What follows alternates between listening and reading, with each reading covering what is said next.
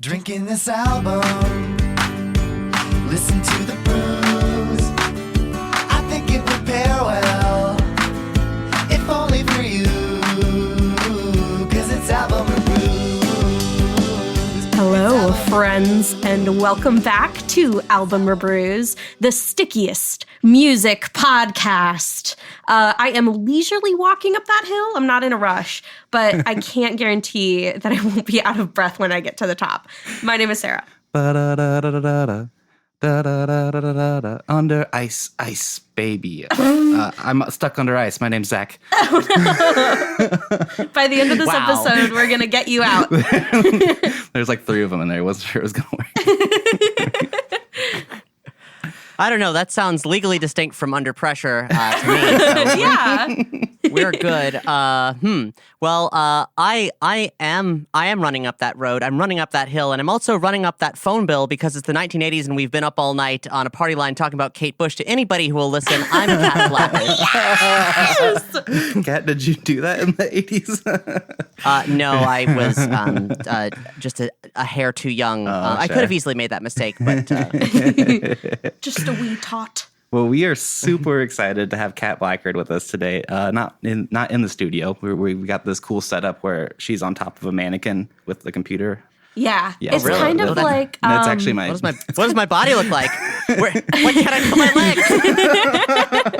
It's kind of exactly like Karen, the computer wife Yes. from SpongeBob SquarePants.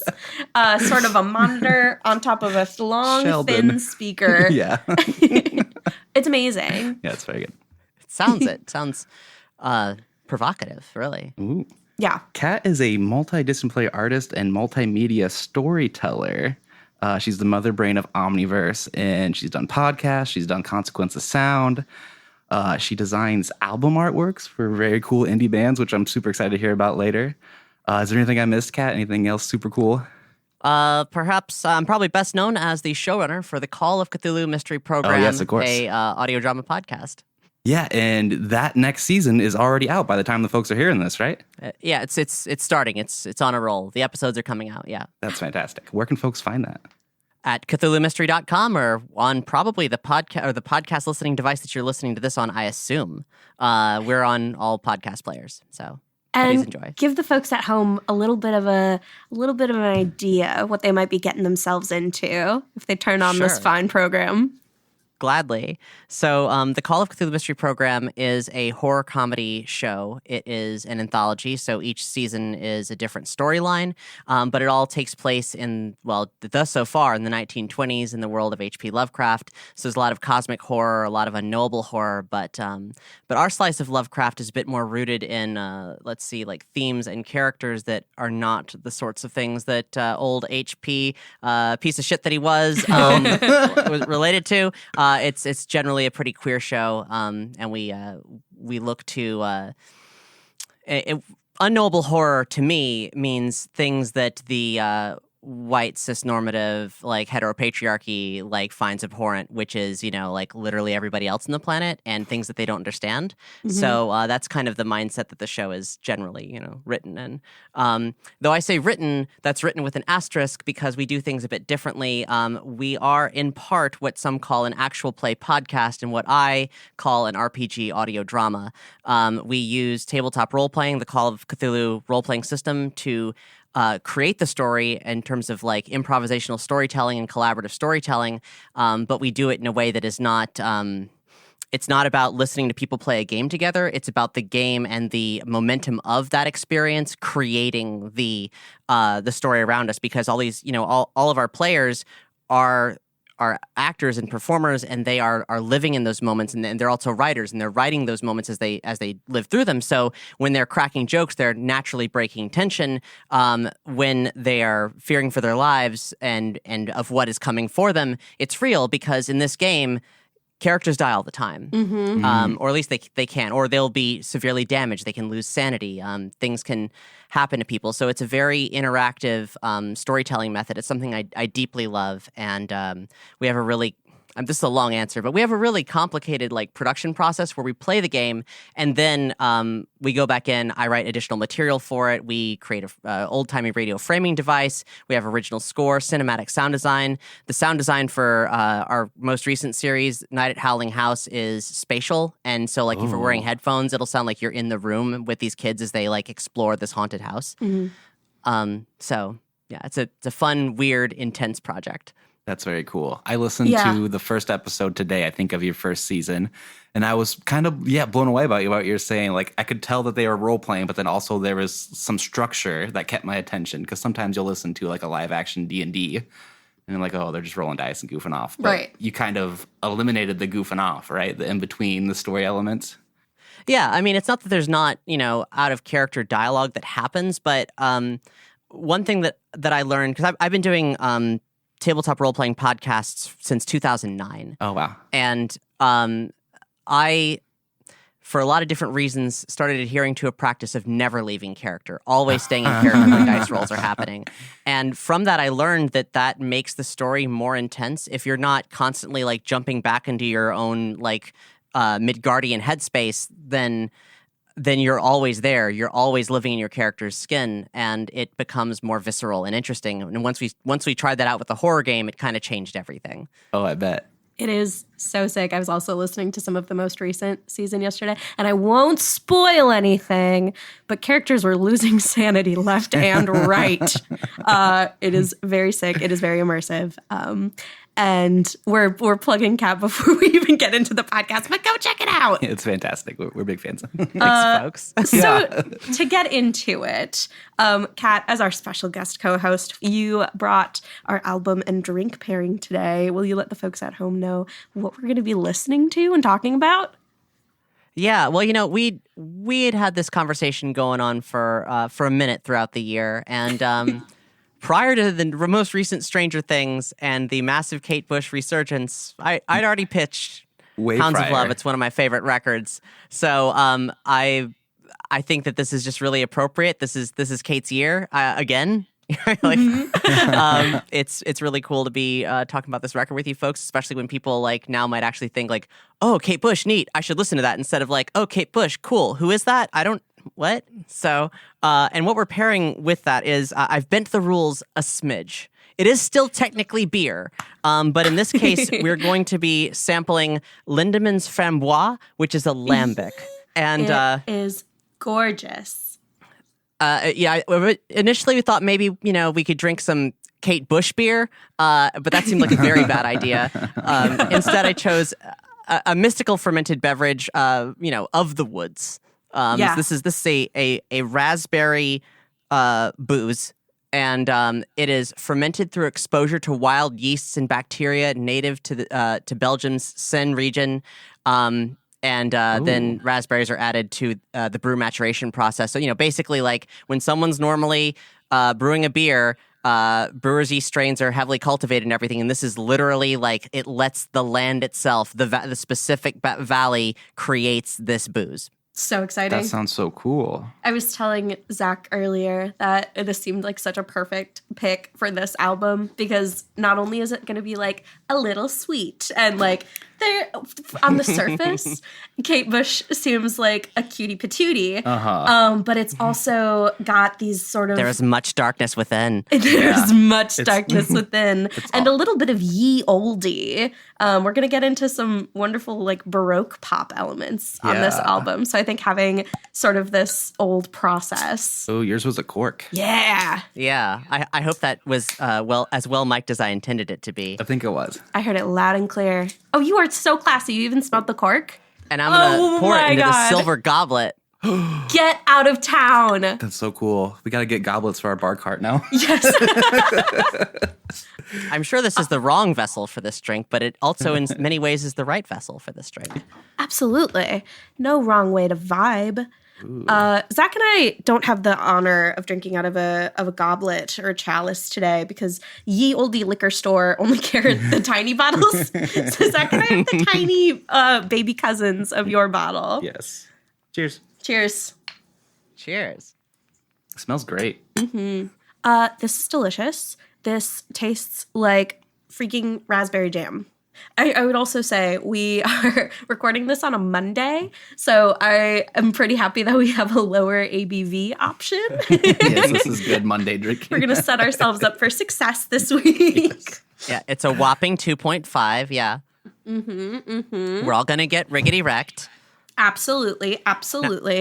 Check back in at the One end of the benefit to episode. drinking it out of the bottle is that the silver goblet does taste like pennies. I mean, like it's old, you know? Oh, it's like real metal. It's not just like Party City acrylic. Oh yeah, no, it's a Oh my fancy oldie goodness. time Fancy. thingamajig. I Cat. kind of want like a big piece of toast with this, like a nice Yes. piece of rye bread. Just bread and beer. The way God intended. Yes. Oh man. Well, we've introduced our album. We've introduced our drink.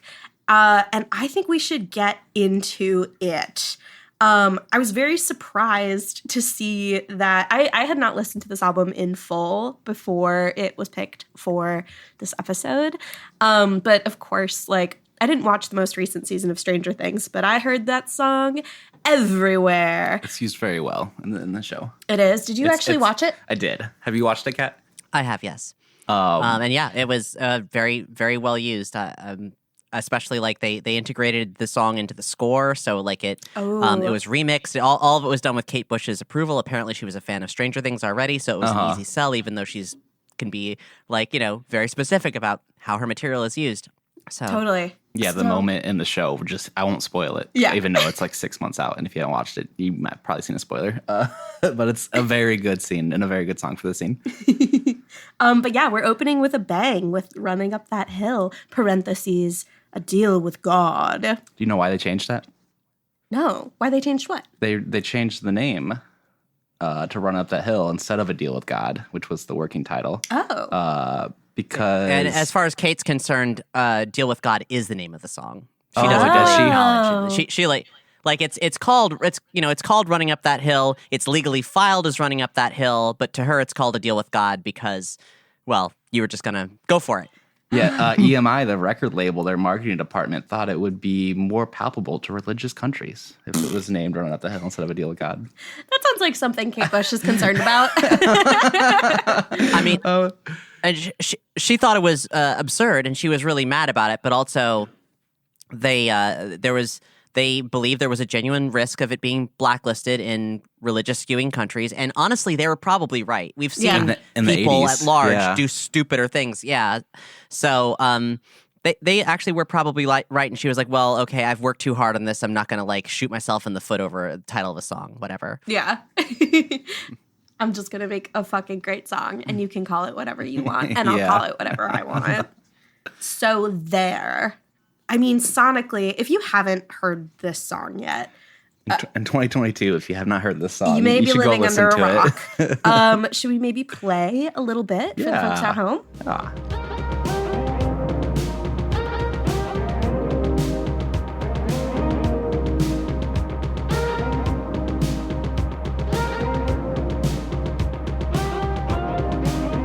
It doesn't hurt me. Do you wanna feel how it feels? Do you wanna know that it doesn't hurt me? I'm going to fade out before the chorus. Just leave them wanting more. Hell yeah. Yeah. Good plan. Yeah. Yeah. What a sound. What a sound. Yeah. Holds up really well, I think. Yeah, it hasn't. I mean, it feels distinctively 80s, obviously, Yeah. with like the synth and the drum machines, but it's still like I don't feel about it like I feel about like music from the 40s right now. Yeah. Yeah. Well, I think it knows what it's doing, right? Like even coming, dead center from 1985, it owns its sound in Yeah. a way that isn't trying to say like, hey, we're the 80s, we're just fucking around with synthesizers and whatever. It's you're hearing someone who's kind of like, she knows that she's using synthetic instruments and Yeah. she's wielding them not to impersonate them, but to be their own sounds. It's very clear. Yeah, totally. Yeah, she's totally an artist. This whole album is an art piece, I think. Oh, So absolutely. And it was sort of the beginning of like a synthesizer sort of being regarded as like an actual instrument versus just a way to like modulate something or like a little side piece. Like it's really taking center stage here, which is very exciting. And it'll pop up all over the rest of the album. Oh, absolutely. Oh, baby. If you like synth, get your butt in a chair. And it is a very specific synthesizer, I might add. Yes. Oh, do It's tell. a Fairlight CMI, and that machine is one of the most incredible things that humanity ever invented. I mean, now we have surpassed it in terms of processing power and everything, but at the time this record was made, this like multi-million-dollar machine was a dream machine. The first one in the UK was bought by Peter Gabriel, who was a friend of Kate's, and like Kate saw him using it and was like, oh shit, I need that. And this is the first record that she produced in her home studio. She built a 24-track studio, and the entire record is, and I'm not sure any other record could say this, definitely not at the time, or maybe with Peter Gabriel, I'm not sure, but the entire record was built on her noodling with a synthesizer, and the demos were created on the Fairlight and then built on and built on and built on. So you're hearing the demos, which become the album tracks after months and years of layering. So fun. And It's this so was fun. still probably on tape too, right? In 1985, right? All analog tape? Yeah. Yeah. And that makes it even I mean, crazier. well, except the Fairlight. I mean, like not the Fairlight itself, because the Fairlight did have it had magnetic, like floppies and so forth. Oh, sure. Yeah, you could do it on discs and so like it was like load in a bunch of diskettes, like get a bunch of samples together, punch it out. If you haven't ever seen a Fairlight before, it's an incredible looking combination of like keyboard and like a bunch of computer towers and a stylus interface touchscreen. Oh. It's the wildest thing. I first saw it on Sesame Street, being played by I think it was Herbie Hancock, maybe. I don't recall off the top of my head, but some like luminary of synthesis in that time period was just showing kids how to mess around with it. It was super rad. That's so cool. So sick. I think thematically, this song in its lyrics is very interesting. Sort of the first couple songs, we get a lot of themes of, love, falling in love, falling out of love, dealing with love. But this is a song that kind of has, come out and been what it's been and then sort of evolved over time, which might be in part to like Stranger Things coming out and people re-listening to the song, re-looking at the lyrics. When I was looking at genius.com to grab some notes for this album, all the other songs on the album had maybe 50,000, 100,000 people who had looked at it. And then up at How the many does top, this one have? A Deal with God had like 3 million. So like people are in it right now. Yeah. Wow. Wow. Hell yeah. Yeah, it's really her year again. But this one is, the chorus kind of dishes it out pretty well, but it's sort of about wanting to swap places with a lover, with someone, just to sort of walk a mile in their shoes and see like, what are your problems like? What are my problems like? How do you affect me? And vice versa. But it's sort of transformed over the years. It has kind of been adopted as like this queer anthem, and specifically, queer anthem in a couple different forms. There are sort of people who are queer who are like, oh, I wish like cis heterosexual people like could just step into my shoes and see what my life is like, or I wish I could see what it's like to have at the time like the societal acceptance of that identity. Or for a lot of people, it has become sort of like a trans anthem, like. And this is not like always quite literally how transitioning works, but for some people, like sort of hearing someone step into the shoes of another gender was very affirming for people, which is lit. And Kate Bush came out and said like, that wasn't the original plot, but I like it. I think Good that's for Kate great. Bush. Yeah. She said, yay. Yeah, right? And to her, and when she was she was addressing gender specifically, but it was in a cis het relationship. Yeah. Of like men and women being polarized and so forth, and not being able to see each other's perspectives, which is, it's rooted in a very specific kind of understanding of things, but it makes so much sense that it has expanded because I mean, yeah, the song is intensely trans. Oh, totally. Which is will be kind of funny when we get to the next track and I tell you my story associated with that track. But so it's I suppose there's no coincidence that this album landed so hard for me when it did. Not that I knew anything about myself Yeah. at the time that I first heard it, because I did not. But there is something fundamentally magical about Kate Bush, the way she composes, the way she reaches into like her heart and the aether and the collective unconscious and pulls out these sounds and the lyrics that are not always as literal as she gives them credit for. Yeah. Like sometimes they can be quite oblique, but they seem to have multitudes inside of them. I mean, just the tones of this song. Have either of you seen the video? I have, yes. Oh, I didn't see it. What is it? Is it good? It's just gorgeous. It's gorgeous. I mean, this isn't totally how the video goes, but it's sort of like two people in a warehouse. It's kind of giving like the Footloose scene where he's like, have you seen Footloose? He's like angry dancing in a barn, but it's a little different. But it is Kate and some guy presumed to be maybe involved in this storyline, and they're sort of wearing their like gray, like you said, gender non-specific attire, and they're just dancing this really artful, like modern duet. It's kind of like acrobatic at times. She really gets tossed around. It's sensual. It's combative. Yeah. The landscape, when you think you understand like where it's happening, the sort of like landscape changes in a kind of weird way that makes it intensely dreamlike.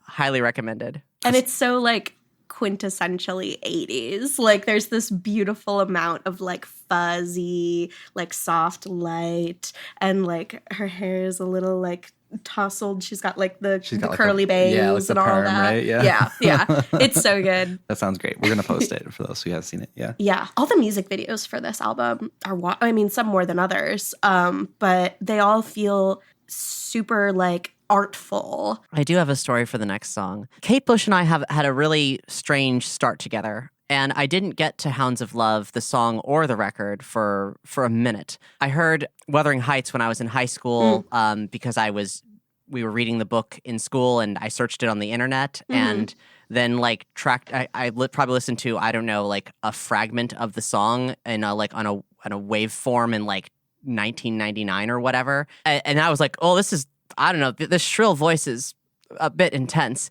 And then they put WoW on the Grand Theft Auto Vice City soundtrack. And that was like, that was also not a good entry point for Kate Bush. If you want to think that this lady just makes extremely high warbly notes and that's it, and like, then those were not great entry points for at least not for me anyway. Right. But then in like 2004 or 5, I was listening to an internet radio station that I believe still exists called Radio Paradise, and they kind of play like a lot of sophistopop and art pop stuff. And they played her song, The Sensual World, and I was like, okay, my life is like, immediately, I've never heard anything like this. This is the most beautiful, erotic, passionate. Like I feel like this person has just like shown me something really primal inside myself. What is happening here? So I ran out and I bought that record immediately and fell into that really hard, and then quickly found out, well, actually, people are even more into this one that came out just before that one. So I checked it out. And I was listening to it and really got stuck on track 2, Hounds of Love, the title track. So I was driving a couple hours out of town with some friends to go to a concert, and we were spending the night in somebody's house. I don't know where it was. I slept on the couch of someone I don't know. I don't really know what was going on. And I was listening to on my Discman Hounds of Love on repeat, just really getting into it, sinking into the music. And I had a dream. This like earth-shaking cinematic narrative dream that I don't think I've ever talked about publicly. I've been meaning to, but it was a message from myself or forces beyond me. I'm not sure. In it, there was a young boy in a village in what may have been late 19th century, somewhere forested. And in this small village, there was a story about like a wild woman who lived in the woods. And no one had seen her exactly, but everybody had a story about how they like kind of did. There was a road leading off into the woods with only like one lamppost kind of out in front of this like tall walled village. And I was seeing this narrative from the perspective of this young boy. And the boy's out at night and sees this woman like moving on the edges of the spotlight of this lamppost, and is like, oh wow, it's the wild woman. I'm gonna go like chase after her. So he chases after her down into the woods towards a large river. It's extremely dark. He can't see, and eventually he sort of like figures out where she's gone and finds a hole that like the terrain had gone down, like deeper down, like as it's sort of like the geology of the land is going towards the riverbed. So there's this hole that goes underneath the road and like kind of underneath where the village is. And he realizes, oh, this must be how she gets around, is through these like passages. So he crawls into this passage, this very narrow space underneath the road, and finds an exit on the other side of the road so she can travel from forest to forest, avoiding any kind of human spotting of any kind. And he lost her. He can't find her. But it haunts him a great deal. And at home, there's all this kind of like turmoil and expectations and stuff. And this is a kid who's like in his early teens and is being expected to stop being a child, to like in what would be in this context probably become a man, get a job, become a logger or something. And to step into that role, into that identity. And he's out late at night again, and he sees the wild woman, and she sees him and disappears in the darkness again. And he pursues her, and he's like, I'm not going to hurt you. Like I just want to know you. I just want to know you. And is pleading with her. And then he finds her like leading him through that passage again, leading him in the forest beyond, away from the village, until it's almost like it's gotten to be daylight. And there's kind of like a sinkhole. The land falls down, and a path kind of spirals around the edge of it, leading deeper towards it. And there's trees growing out the center of it. And he doesn't see her because he's just kind of like following her, just like she's right at the edge of his sight the whole time. And there's a hole in the side of the wall. And he looks into it, and he sees her eyes glowing in the distance. And she says something to the effect of like, I've seen who you are, and you can come in if you want, but you'll never be able to go out again.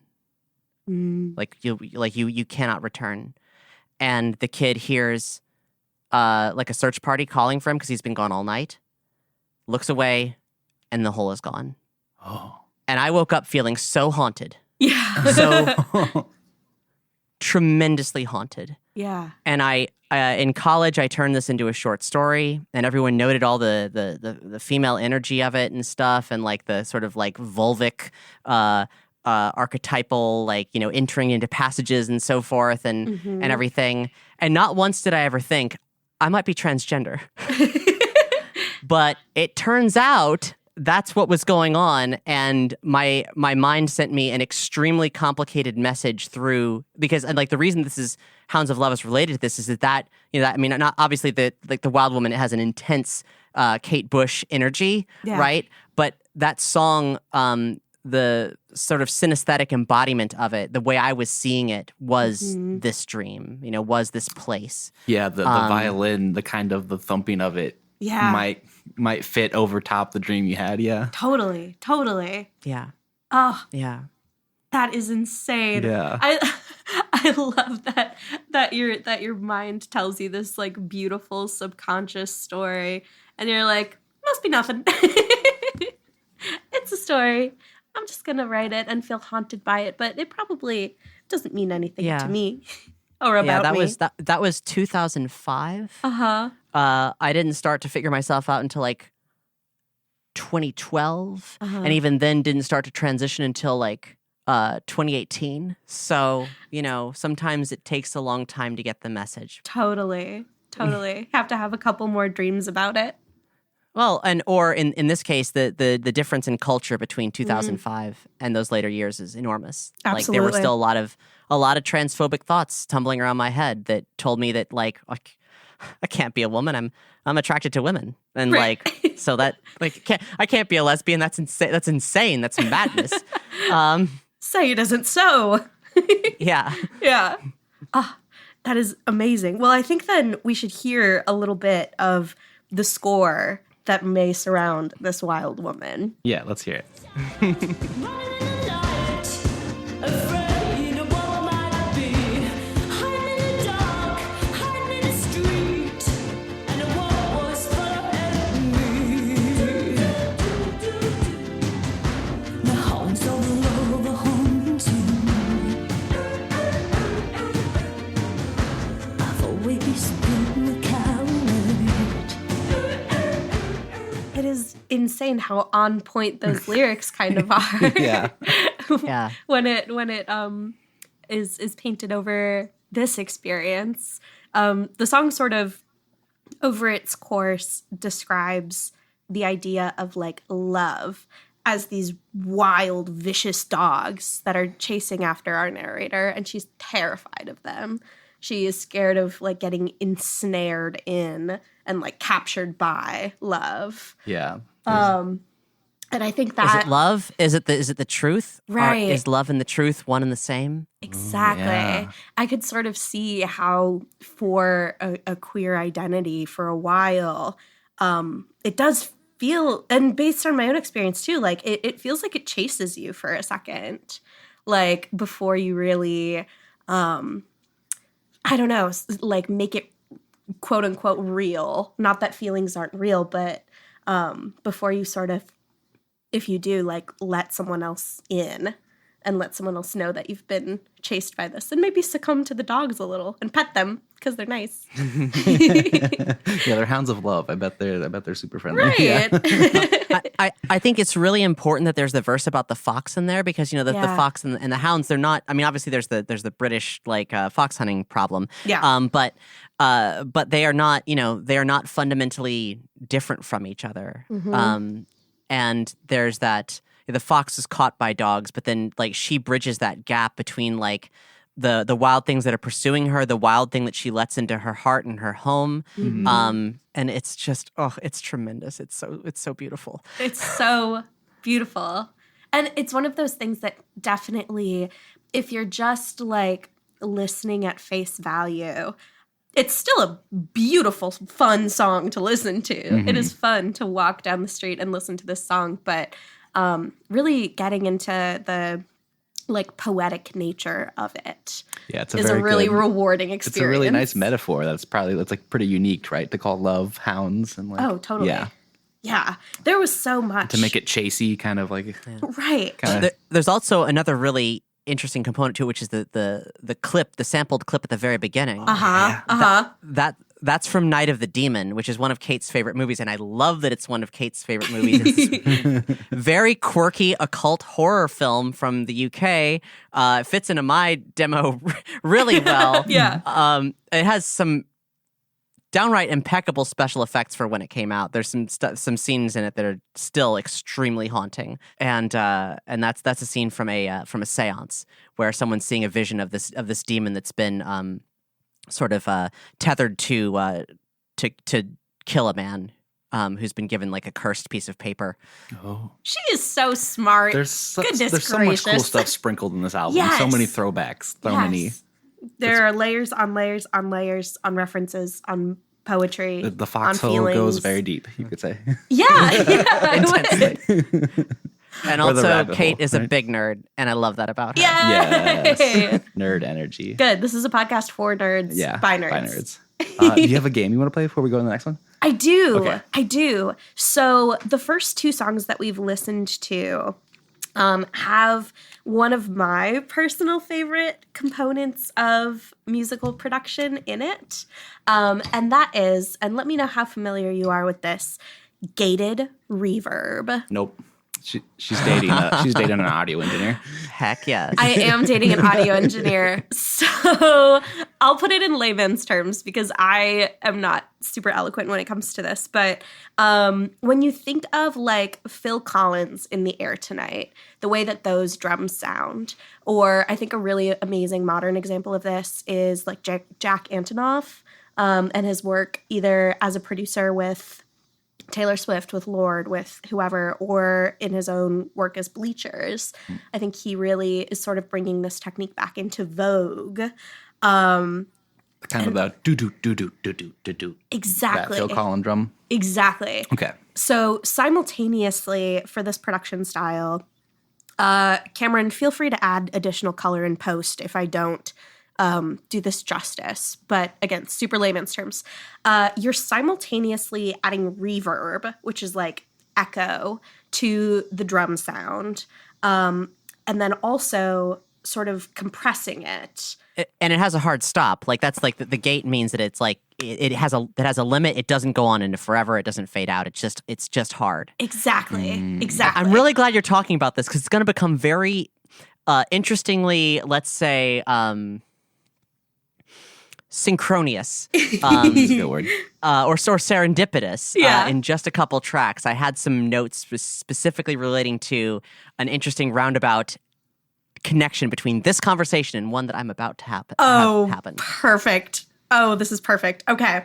So we do a game on this show that's called Who Strum It, which is a game that Zach usually orchestrates where we will hear a little bit of a song and guess who is strumming, a song heavily featuring guitar.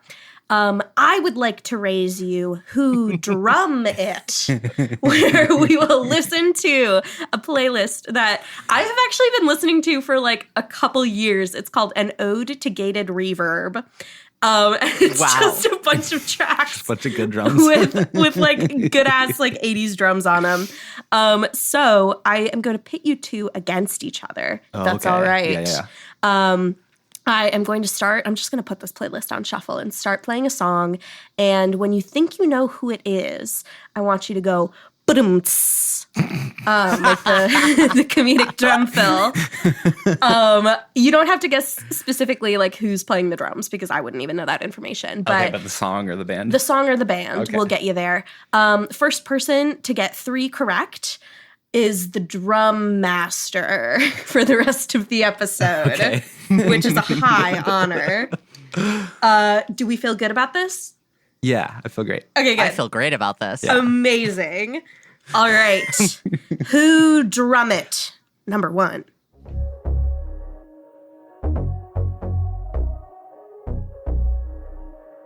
I have to go. I'm so sorry. But Ba-dum-ts. so cold. Zach? Kesha. No, incorrect. Kat, would you like to try and steal?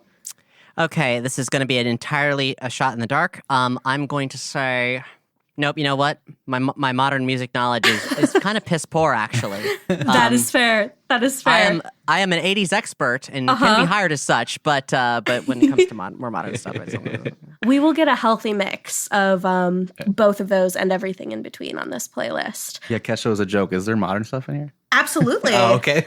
So that song was Gone by Charlie XCX. Oh, that is modern, yeah. We will go to the next song. Next.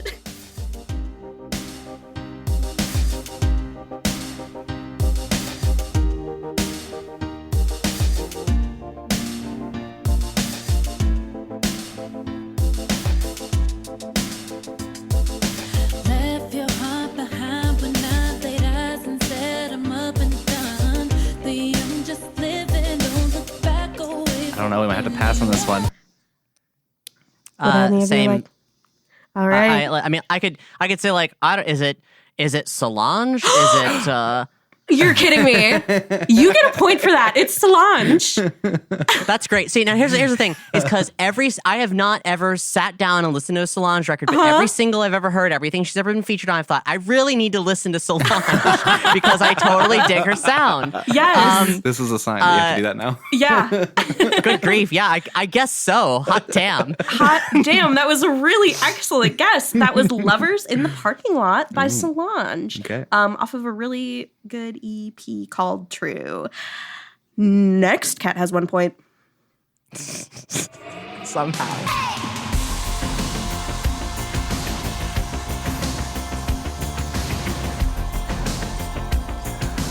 This is feeling familiar. What if we could go back? We could take the words back. You can take my love back and brush my hair behind my ears. I'm going to badoom shish. But yes. Again, I'm really like crap with modern music. Is that Taylor Swift by chance? Close. These people would have worked with the same producer, but it is not Taylor Swift. Zach, would you like to try and steal? Small pool for everybody to swim in these days, unfortunately. Yeah. Is it Taylor Slow? Because she's not Swift. I have no idea. It is When I Needed You by Carly Rae Jepsen. Yeah. Oh, Let's get some 80 tunes there in we this go. shuffle.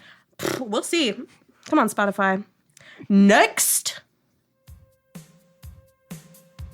But it's why that's Goodbye Horses by Q Lazarus. Yes, it is, Kat. dang. You get a As second soon as you're in my point. decade, then it's all over.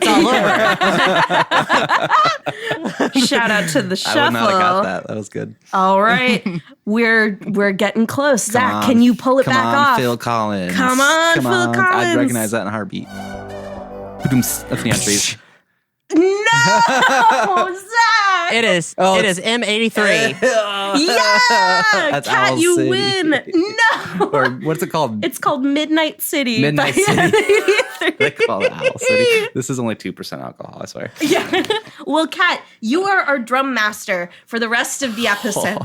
Well done. Congratulations. That was a good game. Why, thanks. Thank you for playing Who Drum It. I expect a big fill at any point in time that I so request it. Perfect. Let's see if we can make that happen.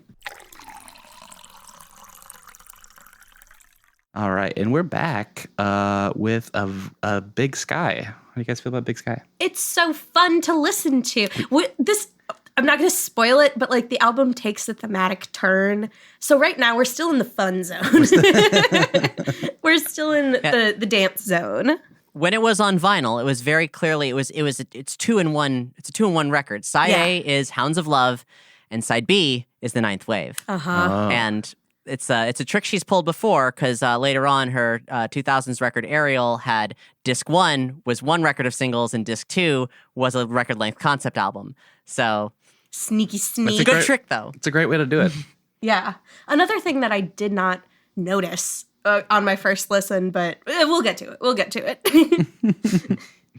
I'll delve into it when we get there. This one, again, had like a super fun... Immediately, it kind of made me think of like, I want to dance with somebody, kind of a Whitney Houston dance beat. Even though the lyrics aren't quite as happy, definitely like light and childlike, but we're sort of sticking with the themes of like being afraid of love, being afraid of a relationship, not feeling understood by the other person. Mm-hmm. Yeah, it's tricky, but it's also adorable. This isn't the It's lens. playful and it gets big. The sound gets It big. gets so big.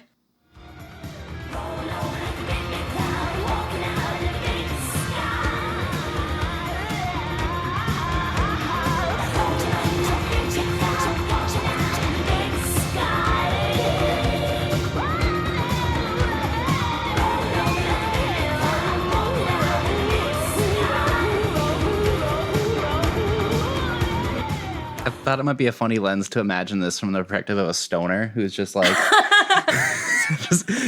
because she's really enjoying the big sky. She loves the And I sky. thought it might be fun to just experience this while you're high, just cloud watching. Yeah. I love her delivery during that section where she kind of hits like the sky, like she for a second. Just a fun little artistic choice. So good. It's so good. And her willingness to use her voice as a like nonverbal instrument all Yeah. the time. It's so good. She's just like, no one does that. No one really believes in their own sounds enough to do that most of Right. the time. I bet I would love to like have been a fly on the wall, like in the studio watching this album be made. sure. Because I'm sure the energy would have been like fucking electric, like palpable, dog. Yeah. If she's just like, whoa, whoa, whoa, like hooping in the background, just really feeling it, getting into it. That would be, It'd be a spiritual experience. Yeah. Let's see God. yeah, totally. I'd make a deal with God. Make a deal with God to be in that recording studio. Hey, God, can you make me a fly, please? And also put me back in the 80s, please. The next song is "Mother Stands for Comfort," a song from it's about a mother who loves her kid, and to the theme of love, so much that even though they're a murderer, she's gonna hide the madman, quote unquote. Yeah. Yeah. And Mother- it is a stripped down song. It is intense and bare bones. Yeah. It feels very spooky, ooky.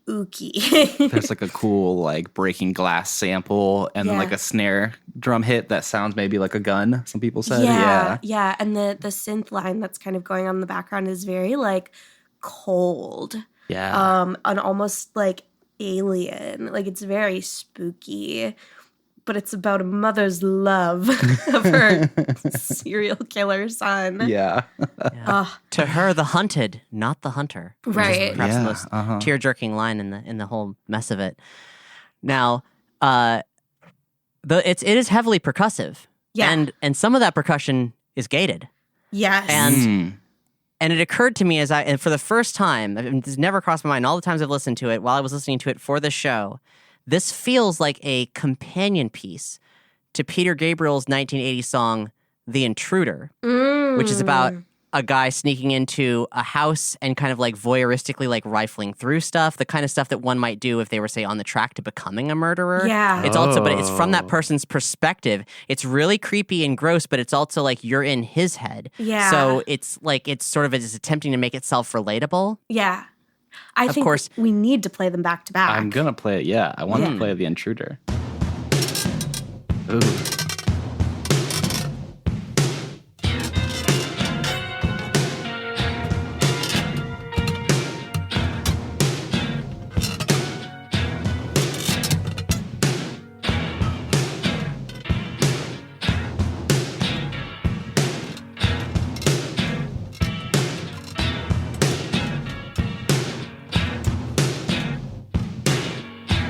Ooh, well, then, okay. I think that inspired Primus.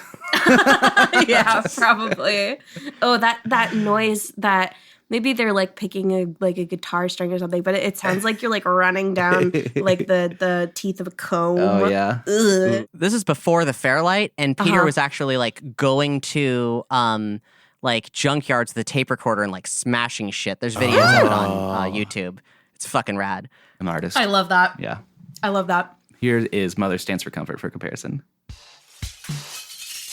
She knows that I've been doing something wrong, but she won't say anything.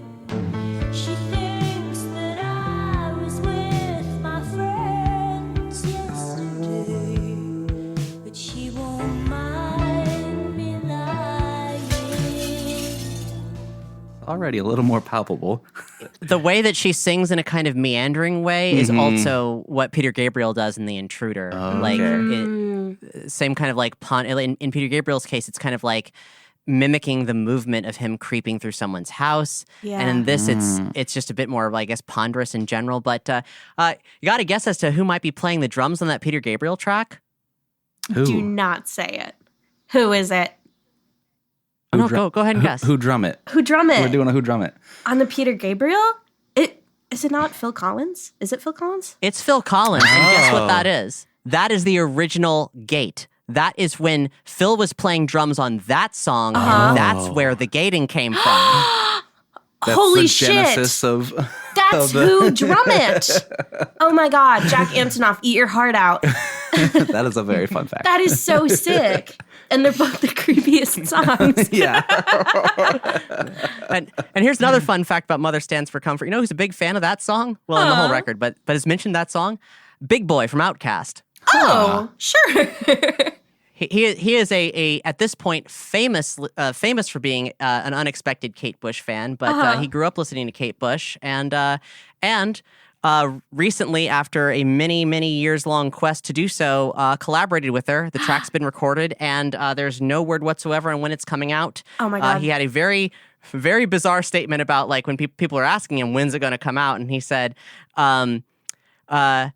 He was in an interview talking about his new record with Sleepy Brown. And he said, yo, go get this big sleepover album. And then it's like The Legend of Zelda or Super Mario Brothers. That's going to unlock the map. I ain't giving no more shit until y'all get this motherfucker right here and live with it, rock with it. And that's going to unlock the map. You want that shit. Kate Bush record? Go ahead and stream the fuck out of this motherfucker. Do what you got to do. And then they're going to unlock the map. They're going to turn that little Mario into a big Luigi. Oh my God. That's awesome. Kate Bush is the big Luigi. Yeah. That is amazing. So when was this most recent album released? Is this like a very recent development? Yeah, late last year. Okay. I guess to all the folks at home, please go stream the fuck out of that motherfucker, so to speak. So we can see Because Big I want to hear Luigi. Big Boy and Kate Bush. The last note that I have about Mother Stands for Comfort, because we love puns on this show, is there's a lyric that says, Mother will stay mum. And I think that's so smart. Because it's like mum, like Yeah, it mummy. really is. And then it's also like mum, like hush. That's pretty good. Iconic. My last thing, and we'll move on, is big shout out to, I'm going to butcher this, Eberhard Weber. Okay. That's the bass player that's playing the fretless on that track. That does so good. Yeah, so did we really dive into what were sort of the characteristics of, or like what was up with the fretless bass? So, like most of the times on a guitar, there is a fret, which is like a big piece of metal, right? And whenever you slide, you don't really get all the frequencies between the notes. You get like a note, a little bit of the frequencies, and then the next note. Yeah. But on a fretless bass, whenever you slide, you get like a smoother transition to the next note. Would you say we're getting microtones? Yeah, they're microtones. He's not resting on the microtones. He's just kind of using them to get to the next one. And he does it on a couple other tracks, but this one it's really slinky? apparent. Yeah, Yeah. really slinky. You guys want to hear a little more so you can kind of listen for it? Yes, please. Stands for comfort, mother will hide the mattress. It breaks the cage and fear escapes into. Yeah, that's him kind of with a bass lead there. He's like, "Boo, boodle doo." So good. Yeah, it's really tasty. Really tasty. That is delightful. Number next. Number next. This one has a crazy sort of backstory to it. Yeah, do tell. Sure does. Cloud busting. Goodness. I mean, I have my notes, but this is a really deep well. Kat, would you like to sort of clue the folks in? I mean, yeah, I'd be delighted to talk about the eccentric inventor and psychologist Wilhelm Reich. We're going everywhere today, who folks. All over.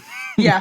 Okay, so this is a figure that if you're into like any kind of Lovecraftian fiction, Wilhelm Reich is one of those people who's like he was doing a bunch of stuff in real life that fits right into the mythos and stuff. I have a timeline that I've created for my show of like that combines fictional happenings in our show, and then a bunch of like actual world history, and like I've got a bunch of dates of his life in there just in case it happens to overlap or whatever. So this guy, interesting dude, came from Germany. I'm gonna do like the quickest, dirtiest summary of what is a longer, weirder story. Yeah. But, he was saying some really cool sex positive stuff and being like a kind of interesting fella, doing the kind of the good psychology work that was coming out of Germany before Hitler took over in the Weimar Republic. And but he got to the States and he just for reasons I don't know, he just kind of got a little crazier and a little crazier. He had this theory about something called orgone energy, and orgone energy is a kind of like universal consciousness. It's the force. It binds us. It penetrates us, and if you sit inside of a wood and metal box, Yes. you can focus your orgone energy. You got to do it naked. Because that's important. Because we're sex positive here, and you need to make sure you're masturbating enough. That's also very important. Yeah. Did you know that you can channel it into a machine called a cloudburster and make it rain, but also fight off UFOs? Is that what is that the name of the song? I didn't read that. It was like an actual thing that he had built. Yeah, crazy backstory. Wow. That's so cool. And if you watch the music video for this song, they like literally recreate like a cloud busting device. Wow. And like use it to make it rain. Like it's pretty on the nose. It's like, nope, this is exactly who it's about. So then this song is sort of from the perspective of Peter Reich, right, who is his son, who is sort of witnessing his father's arrest in the States by the FBI. Wow. Now Which they happened. arrested him for basically for being a quack. It was sections 301 and 302 of the Federal Food, Drug, and Cosmetic Act to prevent interstate shipment of orgone accumulators and to ban promotional literature relating to that. However, for whatever reason, for reasons I don't fully understand, I've never read into it enough, they went hard on this guy. They weren't just like, "Hey, man, you're selling bogus things. You shouldn't do it." But I guess he had too many friends, or they didn't like that he kind of had like a cult-like following to some degree. They burned 6 tons of his books, including a bunch of material that had nothing to do with orgone. That was his more credible stuff from beforehand. They destroyed it. Which is really fucked up. Yeah. And like, I mean, they arrested this guy and he died in prison. I Yeah. mean, like, this should not. There's plenty of things wrong with this picture, but this should not have happened. Probably, not the way that it did. Anyway, 1920s. Now, 1960s. It was actually- No, 1956. Okay. Wow. Yeah, late 50s. Which, fun fact, it wasn't the first time he was arrested by the FBI. Oh no. I was I had looked into this song beforehand, and so I knew there was an arrest involved. And I'm going through just his Wikipedia page, and I see arrest. And it's the first arrest, which was a case of mistaken identity. Oh no. He was apprehended by the FBI in 1941 because they said that he was distributing communist literature. Which my understanding was not true. And so he went to jail for a while, and they realized there was, instead of William Reich, who was a bookstore owner in New Jersey who was distributing communist literature, which, if that were still the case today, there are a lot of bookstores in my neighborhood Very that, different time. would not still be around. But yeah, crazy backstory. And I think that's something that's so interesting about this album is, like, you know, you can choose to listen to it at face value, and it's still like a fucking sick, like, Baroque pop, really like entrancing song. And then you realize there's this whole like huge deep rabbit hole of like lore behind it. And I think that's so impressive to then like translate that crazy clusterfuck into like 4 or 5 minutes. Insane. Yeah, it's 5 minutes long. Yeah. Yeah, I'm just so impressed by her artistry to take concepts, and even concepts we're going to talk about later, and really flesh it out into a song that's A, beautiful, 2, super deep, and like, yeah, just good stuff. Yeah. Super sick. It is intensely beautiful. Whatever one might say about Rake, and people say a lot of things. People still buy orgone energy accumulators, but not necessarily the boxes you sit in, though. I'm sure you can, but like different things because people at least like the idea of, like, if there is a universal energy, like many people have really like have sort of had their own takes on what that might be, but they like the name. Yeah. They like the, different aspects of that. I'm not really familiar with like kind of the modern version of it, but because it's based on his son's memoir, like, it's extremely touching and it's very beautiful. And the way that Kate latches onto how he had this glow in the dark yo-yo that he had to like get rid of it. I read this thing where Kate said it was because like it was created using fluorescent lights, and that was one of the things that his dad was like, oh nope, that's bad for orgone energy, can't have that. But I think it was because that glow in the dark stuff was actually had radioactive isotopes in it back then. I think that's why that was. Yeah. I could see that. But anyway, the kid has to bury it in the garden, and then we'll dig up the yo-yo every now and then to play with it. Like he gets rid of it by burying it, but he can't hide his dad just as easily from the government, and it's like heartbreaking and very sad. Yeah. Wow. Yeah. Cool story. Very, very, very interesting story. If you want to go down, I got onto a weird side of YouTube looking at like orgone accumulators. It's kind of like the like ye olde like Reiki, Does Kate Bush believe in the orgone machines? I'm not sure. Nothing that I saw Probably not. seemed, yeah. I think she was probably very fascinated by this sort of pseudoscience. Speaking of pseudoscience, do you guys want to play a bit? Yes, please. I have prepared another fantasy brews for Kat. Hooray! Hooray, hooray. And for those who haven't heard, there will be a little preview before it gets into it, but we're going to do a scripted audio drama Yes. in the world of fantasy album of brews. Our scripted audio drama.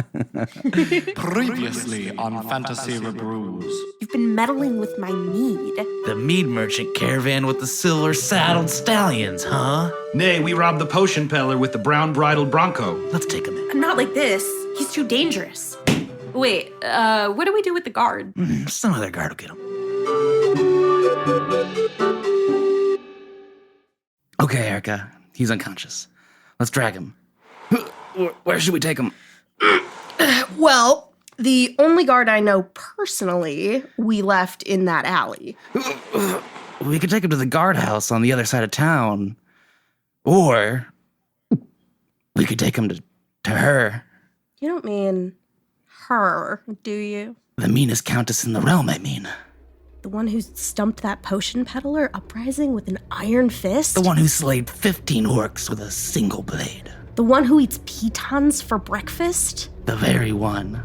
I heard she doesn't sleep and crows stay 15 miles from her house at all times. I heard she keeps 6 daggers on her body at all times. I once heard she cut off the fingers of every bandit she catches and keeps them as her, trophies. I heard she's so evil, the demons themselves don't possess the villagers within 10 fiefdoms of her castle. And she's so cunning, the Guild of Whispers won't even utter her name. Well, I think if anyone can help us with the bandits and get your merchant's mead back at the inn, it's her. Let's give it a shot. It's decided then. We'll take him to Countess Celia Orgon.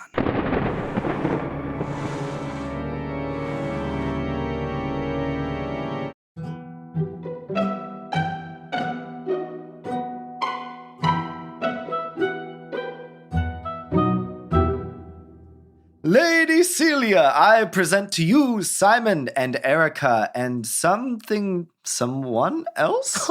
What a good little lynx. You've been so good today. Oh, my precious baby. Look at this scruffy little stuff. I love your spots. Oh, my goodness. Where are my manners? Please, come in, come in. Are you Grand Countess Celia Orgon? Oh, please, call me Celia. So much formality these days. Okay, wait. So you're the Celia who stumped that potion peddler's uprising with an iron fist? Oh, yeah, that's me. The very one who slayed 15 orcs with a single blade, barely broke a sweat. You're the one who eats pitons for breakfast? Of course. And I don't sleep. And the crows, they stay 15 miles from my house at all times. And do you always keep 6 daggers on you at all times? Like, just in case? Oh, no. Actually, I have 7. And they do come in handy from time to time, you know. Do you really keep the fingers of every bandit you ever caught? Keep them as their, trophies? No, that is only hearsay. Yuck. Wow. Look, I'm a big fan. I heard you are so evil. The demons themselves don't possess the villagers within 10 fiefdoms of your kingdom. Is that true? Why, of course, my dear, my darling. It's very convenient. They also say, I'm so cunning that the Guild of Whispers won't even utter my name, and they speak so quietly. So, disregarding the unconscious person at your feet, what brings you here today? Ah! Oh, the chandelier! Celia! Countess Celia Orgon! She's been knocked out! Look up there, a bandit! Let's get him.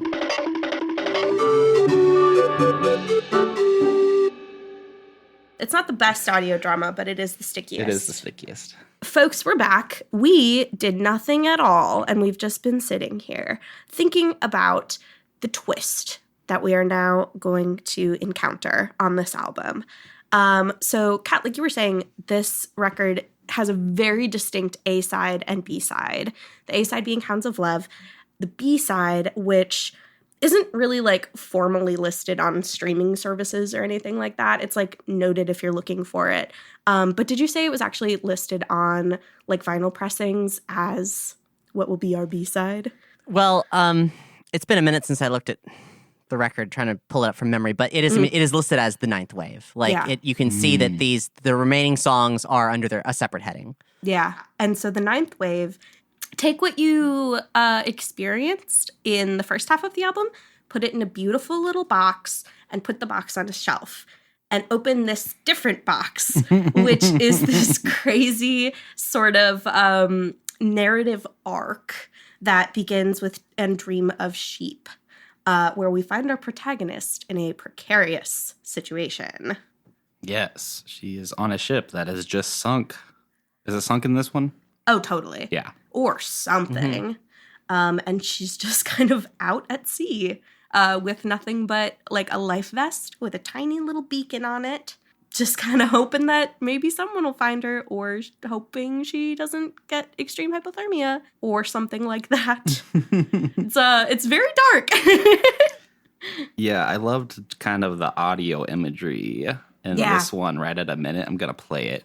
But there's like a big timpani build and then seagulls. And it kind of gave me goosebumps the first time. When the sound of engines, every gun sinking craft, I come What a story in like 30 seconds of music. Yeah.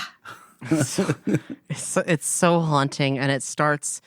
This terrible journey starts so simple and innocent. She's like a little kid drifting there. Even like there's a part where you hear someone say, "Come here with me now," and that's literally Kate's mom saying what she would say to her when Kate would come into her room after a nightmare in the middle of the night. Oh, wow. Ooh, that's visceral. Yeah. Like, she's really touching on some. I've given myself goosebumps, and I'm ready to cry. Yeah. Oh, yeah. Get your tissues ready. These Yeah. next couple are crazy. Yeah. Are crazy. And the music video for this song is pretty like literal as far as like the music video's interpretation of the song. Like it's quite literally Kate Bush in this sort of nondescript body of water in a life jacket, like treading water with the little beacon. And it's just that the whole time, which I think like when you think about it, when you think about actually like being in this situation, like that's where you are, you know? Nothing changes over the course of one song. You're still at the end of like 2 minutes or whatever gonna be in the water unless something drastic happens. That's a newer video. That's from 2014 because in 2014 she did her first live show since the early 80s. She when this album came out, there were a lot of people who were like, well, I guess she's never touring again because she made herself a studio record, and she's such a perfectionist. She never felt comfortable with anything she did on stage.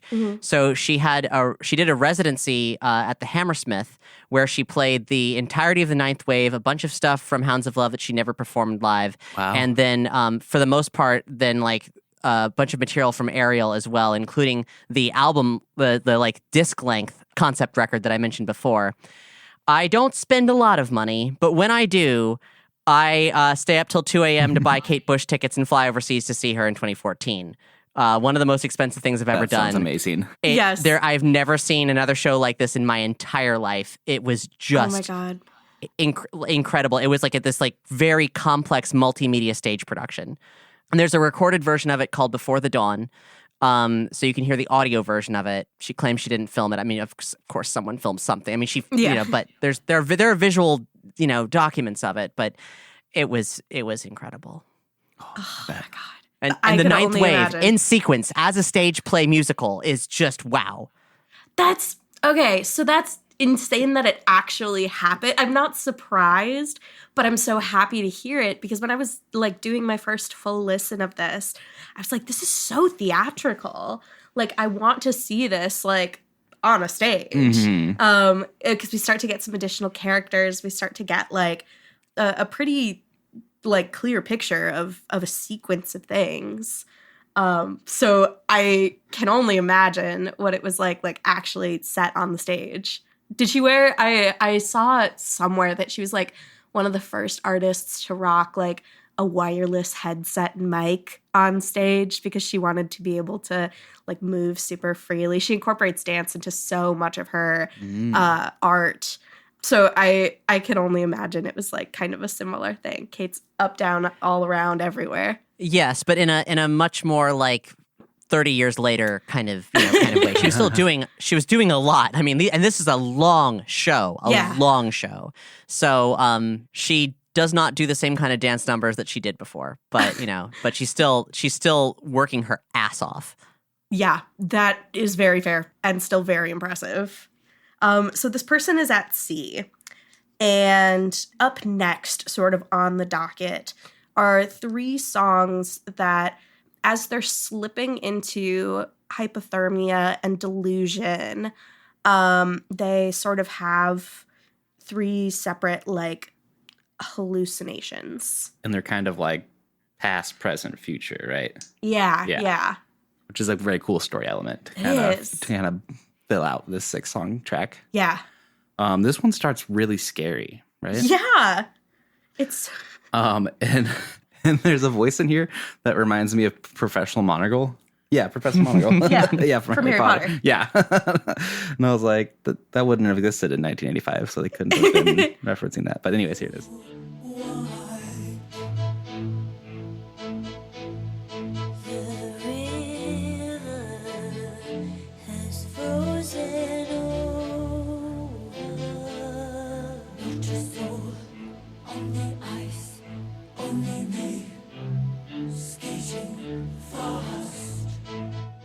Very good imagery there. Yeah. It's like a Robert Frost poem. Jesus Christmas. Skating fast. Ugh. The horror of skating and skating and skating and then seeing yourself trapped under the ice and being like, that's not right. That's not supposed to happen. Right. It's kind of like, Zach, was that Underscores? Where, and I wonder if they maybe were like inspired by this, but we listened to a song on the podcast that sort of was in a similar vein. You are sort of in this, or you're a ghost, and you realize you're at a funeral and look in the casket and it's your That was body. Hail the Sun, yeah. Oh, Hail the Sun. Yeah. So like similarly disturbing. Yeah, this idea of seeing yourself existential. in death or near death, yeah. Right. Terrifying. Yeah. Kat, what was sort of your take on like these next 3? Well, they're each so distinct. They each have their own remarkable palette. This is something that a lot of artists have done. This thing of having using the conceit of someone being asleep and dream imagery transitioning really quickly to account for the variance in song. But no one's ever done it so immersively and beautifully as this. Yeah. The other one that comes to mind immediately is the Roger Waters record, The Pros and Cons of Hitchhiking.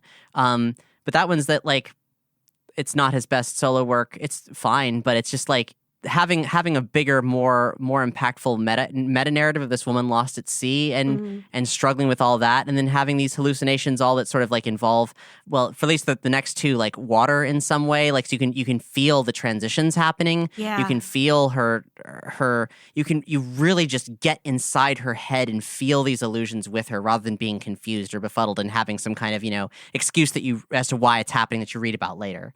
Yeah. Ooh. Okay, so we've seen our first hallucination under ice, and we go to sort of the next arc in Waking the Witch, which scared the shit out of me. spooky. The first time I listened to it, I was listening in my headphones. I was just like That's going the right for way a to do it. walk. Yeah. I was going for a walk. I had my headphones with like noise cancellation on, and I was just going to like grab a coffee. And Zach, will you just play the first couple seconds of this song? Gladly. Wake up.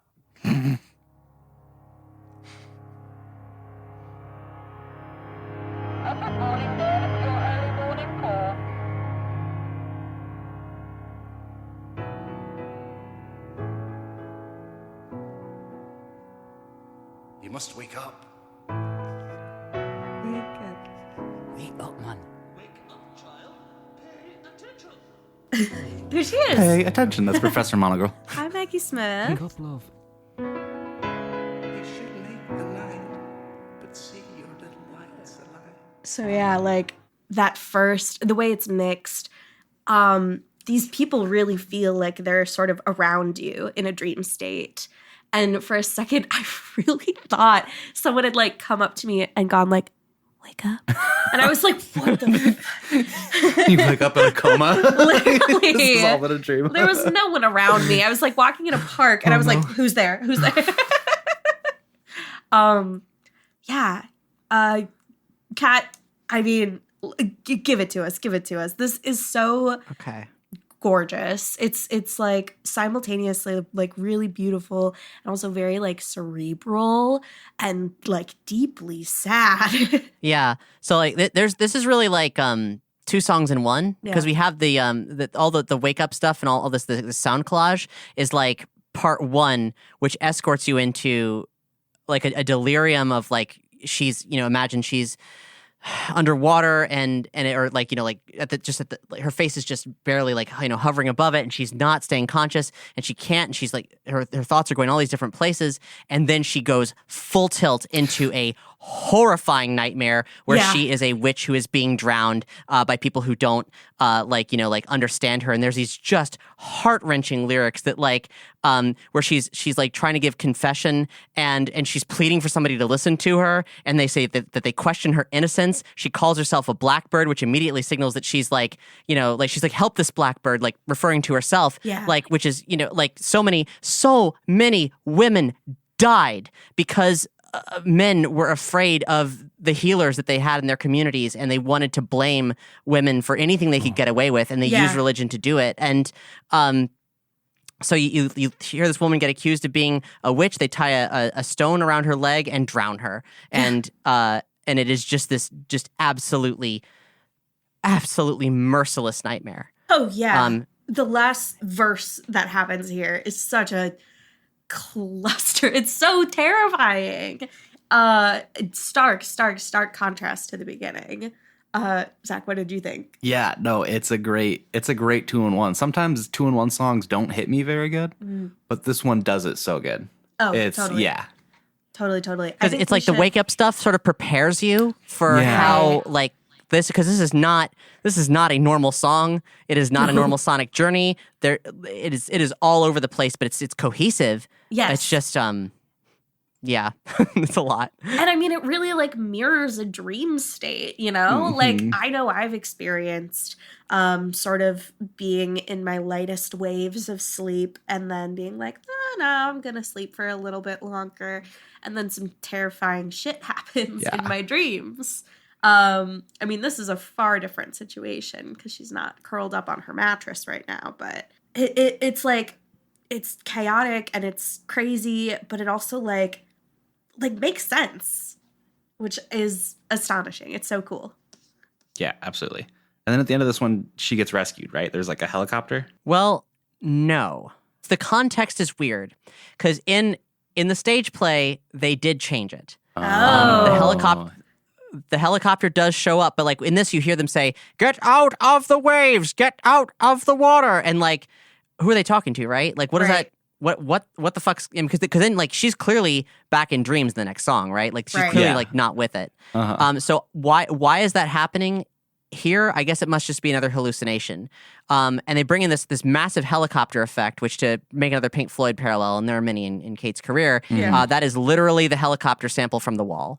because she couldn't find a good one. So she asked her friends in Pink Floyd to give her the one from the wall. and Is said it? yes. Can we play it? Yes, please. I want to hear it because I was like, that synth sounds like a helicopter, but I did not recognize it. You! Yes, you! Stand still, laddie! Yeah, very Irish. Wow. That was a really good impression earlier. Wow. Helicopter sample from the wall. That's awesome. Yeah. Sure. Absolutely. So then we get into so sad. So sad. This is sort of like our future. If we're doing like past, present, future, this is sort of reckoning with who your future self could be. It's nuts. It's such a mind fuck. Yeah, I couldn't really even like dig into this one. I was just like, I don't know, super good though. Like, do I need to call my psychiatrist Yeah. after? Actually, Watch Yeah, Me yeah, Without please. Me is the present. Oh. Jig of Life is the future. Yes. 'Cause Okay. Yes. Oh, duh. Yeah. So like So what's the present? this one. as she is she starts to have this vision of what her family might be doing, like when she's not there. Like in that moment, she becomes maybe it's literal. And her consciousness is just that strung out. Who can say? But Yeah. she is watching. She's a poltergeist in her own home. And Yeah. that's why there's all these like backwards lyrics and like she's mumbling lyrics and all these different things to kind of like warp her attempts to make contact. Oh, Yeah, it's very, that makes like- more sense now. It's very Lovely Bones, you know? Like being aware that your family is there and you're not there, but you're trying to make contact. Another tearjerker. Yeah. It's so sad. So is there anything important to the story in this one besides that she just sees her family without her? Well, I think there's a real this is grounded, right? This isn't just like this isn't a hallucination about ice skating. This isn't a hallucination about being a witch. This is coming to a kind of grips with what's going to happen to her. Yeah. Like seeing the people that she loves existing without her, both in this moment where they don't know that she's lost yet, Yeah. and then also, which also brings to mind the fact that they are gonna, if she dies, they will have to live on without her. Yeah. And then I misspoke earlier because the next song, Is the Jig of future. Life, is encountering. Which your is an future actual self. jig. It's like that's what the type of music it is. Yeah. Yeah. And Kate Bush is half Irish. Really? Yeah. Love that. Her mother is from Waterford. I don't know where in Ireland that is. Yeah. It's fun. But this is more hallucinations still. Yeah. Sort of. Yeah. That's what it felt like. But it's- This is her future self, one that still exists because she survives, directly addressing her. Oh. Yeah. That's why it starts with "Hello, old lady. I know your face well. I know it well." Yeah. Oh, that's so good. Yeah. The song the lyric that really was like the knife in the gut for me was thinking about encountering your future self, being in this really life or death situation, and your future self saying to you, "Never say goodbye to my part of your life. Like, hold on, girly, for my sake." To draw like a diagram for that one. Yeah. Yeah. It's, again, very cerebral and high concept, but like makes sense. Yeah, totally. Kat, what are your thoughts about this one? It is profoundly beautiful. It also has it's not one to one, but there can also be a sort of trans narrative here as well. Oh, totally. It ends with her brother, one of her two brothers, John Carter Bush, reading this poem, and it is just everything. It is so haunting. Like this is it coming in the way it does sort of says to the listener that there's been a real massive gravity to what you've heard, because it sounds like all of a sudden like someone big is talking to you, like Yeah. maybe a god of some kind, and the poetry is absolutely gorgeous. I don't really know what it means per se, but Let's hear it real fast. Can't you see where memories are kept bright, tripping on the water like a laughing girl? Time in our eyes is spawning past life, drowned in the ocean and the woman unfurls, holding all the love that waits for you here. Catch us now, for I am your future. A kiss on the wind and we'll make the land.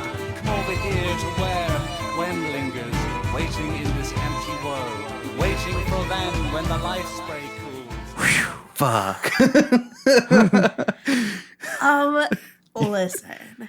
This is a totally different vibe, but it sort of does remind me in Michael Jackson's Thriller. Darkness falls across the land. This is executed way better. Yes, this is like that went to a very prestigious like art school and felt a lot of feelings and wrote a lot of poetry.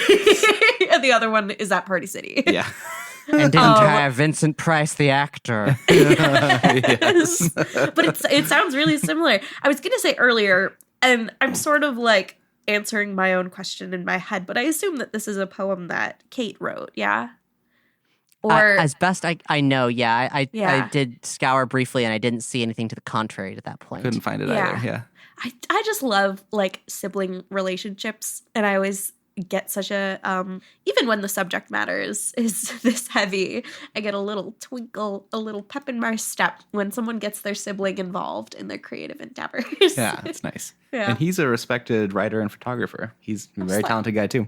Yes, Very amazing. talented, yeah. All the Bush kids are on this track. Her other brother's playing didgeridoo. Is Oh that my true? goodness. Yeah, I think I saw that. That's awesome. That's crazy. Family band. Family band. So we've gone through the past, present, and future. We've seen some really scary stuff. And now we get into the penultimate track, Hello, Earth. Yeah, this starts with a sample between the Space Shuttle Columbia on the maiden mission STS-1 in April 1981. I don't know anything else about that, but I thought that was super cool. I'm going to play it right quick. Yeah. Well, you want to hear something really disturbing? Yes, please. So, of course, unfortunately, Columbia was the second major shuttle disaster in the United States in 2003.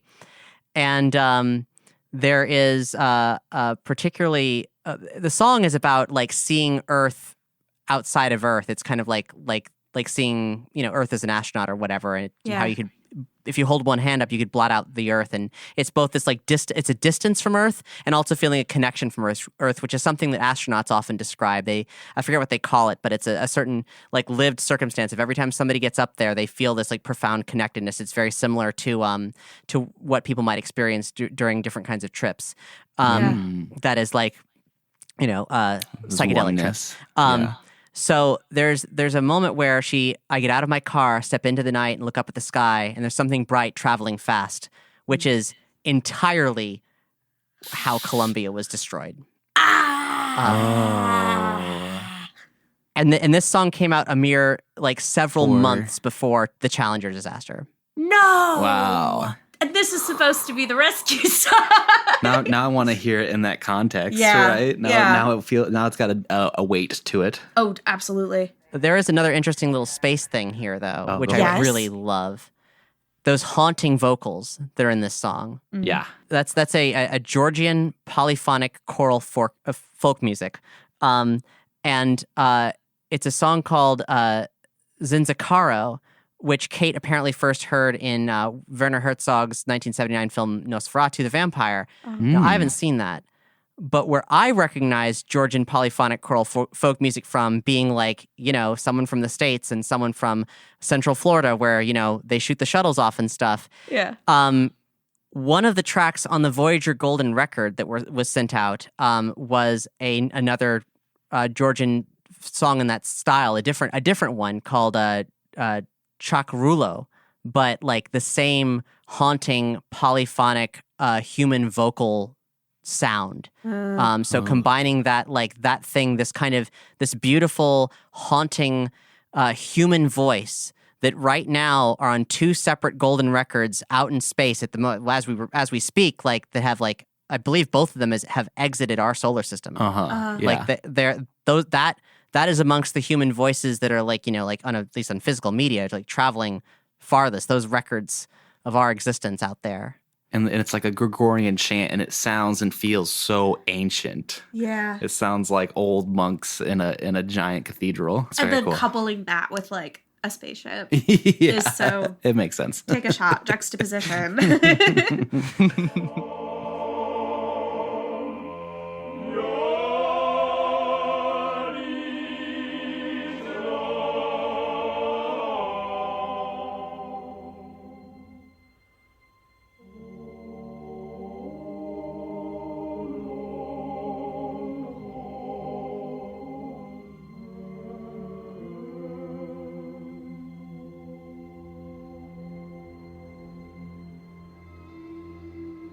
Whale song just then, which is a reoccurring thing in Kate Bush records. That checks out. I mean, she knows the song of her people. Like sonically, she and Whale song have a lot in common. Yeah. They're both haunting and Sure. beautiful and rather high pitched.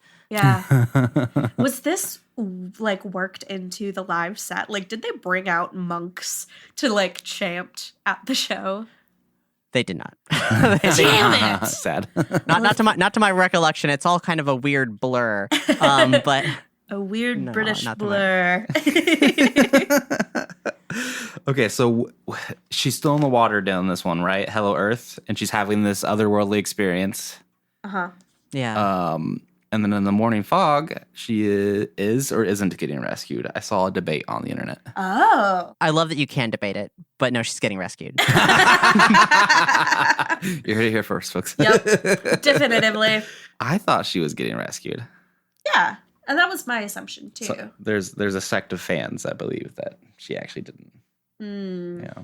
Oh. Well, they are very pessimistic. And I Yeah. feel like they maybe Too. should maybe they should spend more time on side A and then they can revisit side B when Those are they've earned it. some real glass half empty type of people. Absolutely. Yeah. Preying on her downfall. Or someone who really thinks, like, no, being artful is to be dark. No. No. No. No. I'm sorry. Hey, I'm sorry for all the bad things that happened to you, but that's just not, it doesn't have to be that way. Yeah. Sometimes we can have a good ending. Yeah. And I write horror, goddammit. So, Yeah. I mean, yeah, this brings us home. It's beautiful. Again, it's haunting. Again, there are these lyrics sort of where she's sort of committing to like how she's going to tell all the people in her life how much she loves them, like sort of getting this like new appreciation after a near death experience. Yeah. And like visiting them in her like psyche realm. But what a beautiful conclusion. Yeah. I'm glad that it sounded like she got rescued. Yeah. After all that, like 30 minutes of turmoil. Yeah. Yeah. But she's sort of like, this has happened. I've been reborn. And the line is just, I love you more again. And I think that could kind of be interpreted like a myriad of ways, right? You could love your family more. You could love yourself more. You could love your current situation more after being in like deep, deep water for a while. You're gonna come out and kiss the ground. Yeah, absolutely. and she makes it personal. She makes it really personal. Yeah. Like who's the last person that she tells that she loves them? Her brothers. Yeah. Aw. Amazing. That's Amazing. Yeah, this is a crier. And listen to this as if she is getting rescued.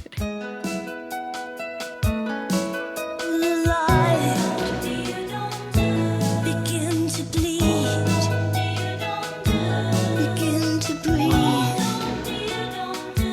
Begin to speak.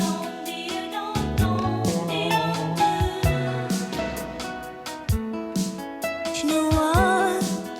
I love you better now. I'm falling. It's so like hopeful. Yeah. And we get that sexy bass back again. The sexy Yeah. fellas bass. We gotta end with the sexy bass. Absolutely. I mean, we felt so many feelings. Like, how do we wrap this up? Everyone take care of yourself, drink a glass of water, Yes. Yeah, we'll do a little bit of little aftercare. decompress. Yeah. It ends happy. She lives. Yeah. Does. It sort of reminds me of did either of you play Undertale?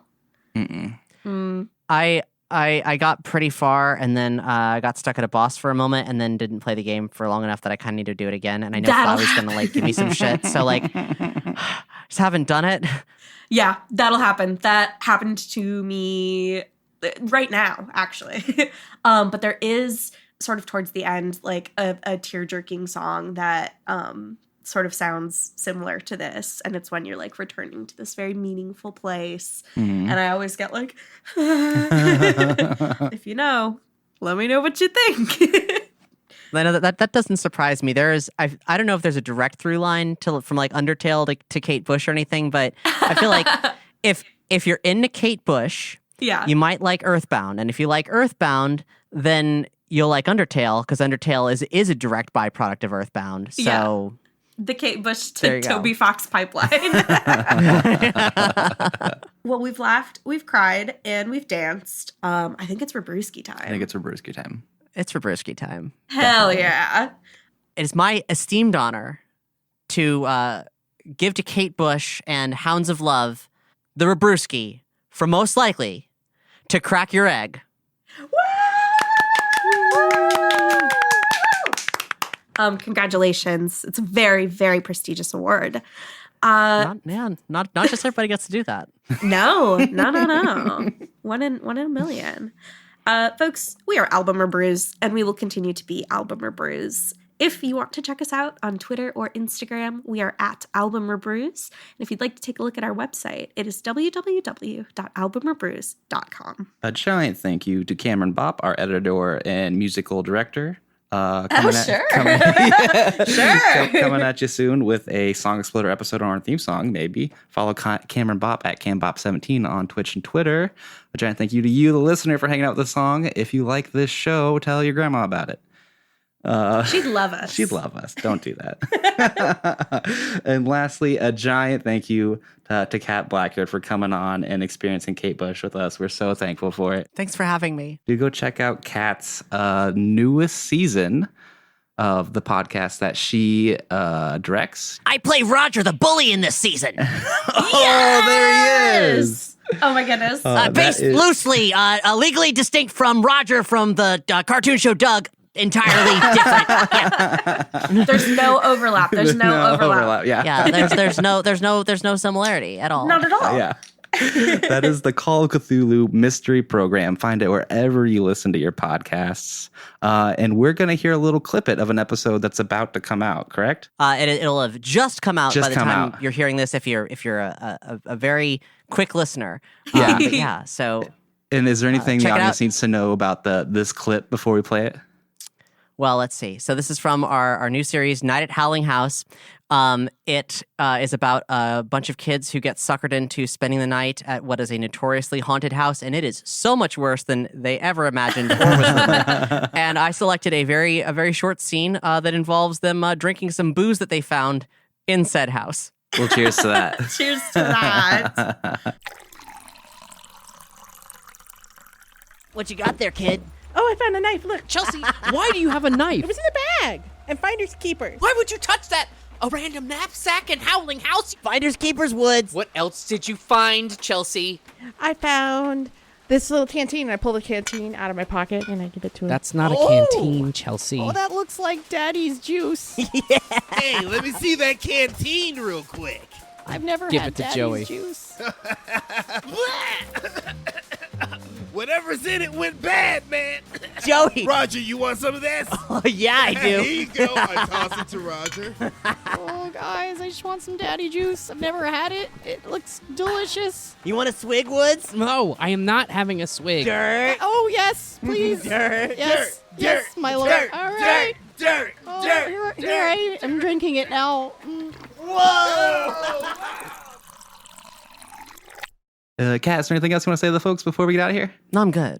It's been a pleasure. It's been such a pleasure to be here at Album Brews. Thank you for having me and letting me info dump and yes, and sharing some big feelings together, some real big feelings. Yay! Yeah, good stuff.